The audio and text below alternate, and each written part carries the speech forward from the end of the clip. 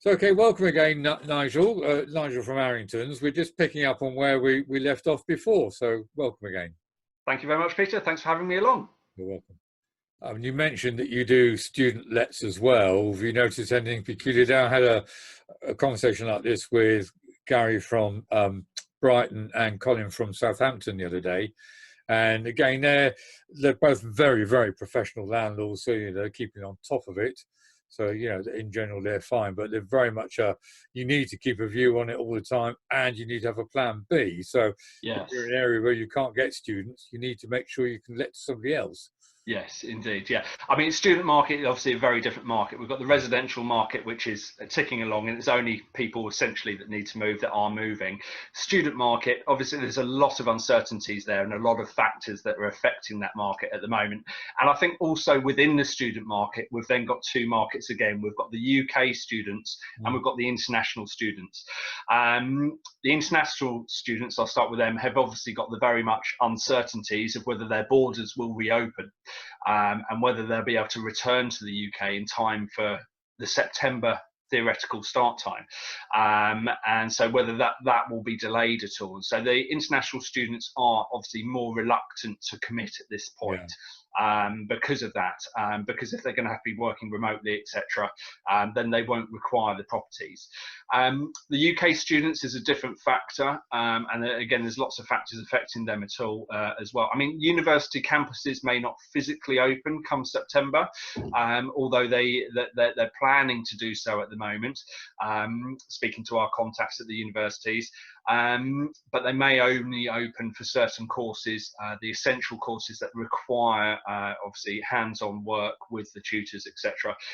The rest of the courses may be run online, etc.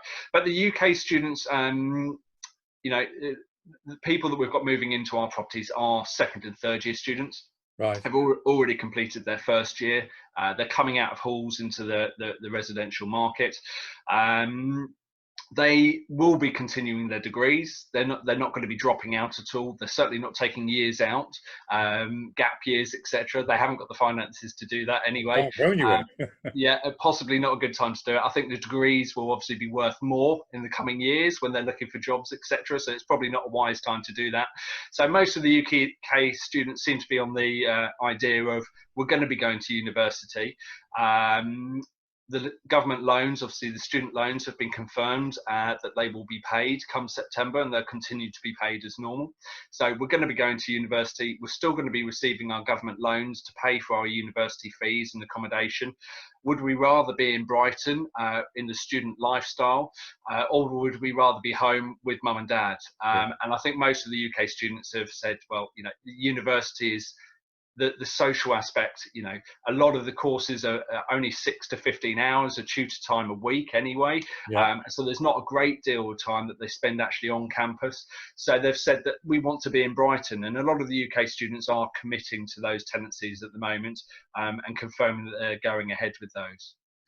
I mean, interesting enough, Gary and Colin were saying something similar in that even during the lockdown now, that both of them have got groups of students who have opted to stay in the property and to isolate on the basis that A, they don't want to go home, B, they can all work together because they're all doing the same course. So yes, it's interesting. And the other thing, and I'm sure I don't need to tell you this one, but the thing that we stressed during that discussion was where you're looking at a new group of students in the future getting together, it's really important to make sure they actually do get on with one another. Just because they get on okay in the pub doesn't mean to say they're going to get on okay to live together. Yes, indeed. Yeah, and we always get fallouts in October, November, December when students realise they don't get on with each other and they want to break out of the tenancies, and we end up doing deed of assignments, etc. That's quite common and normal. So yes, it's more important this year than ever. Yeah. Right, thank you for all that, Nigel. It's all good stuff. There's a lot there. We will be doing more videos, so I look forward to seeing you on another video. Well, that would be my pleasure. Thanks for having me on. Okay, thank you.